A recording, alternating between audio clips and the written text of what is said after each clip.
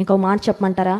మీరు చేసే ప్రతి సంభాషణలో మీ ఎదుట ఉన్న వారిని మీరు మీ విశ్వాసము ద్వారా ప్రభావితము చేయగలరు. You can influence the person who is having a conversation with you through your faith if you have faith.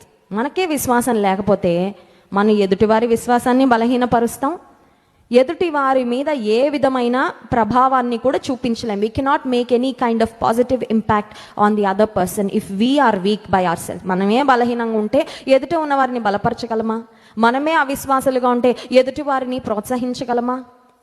ప్రోత్సహించలేం. కానీ ఈ శ్రమల గుండా లేదంటే శోధనల గుండా వెళ్తున్నప్పుడు మనం ఒకవేళ విశ్వాసాన్ని కలిగి ఉంటే ఆ శ్రమ తర్వాత మనలో ఏమొస్తుందంటే ఓర్పు వస్తుందంట కదండి. ద బై ప్రోడక్ట్ ఏంటి వచ్చేది, రిజల్ట్ ఏంటి అంటే మనలో కలిగేది ఓర్పు. నిజంగా దేవుళ్ళో మనం ఎదిగామా లేదా అనడానికి ఒక సూచన ఏంటి చెప్పమంటారా? Self test.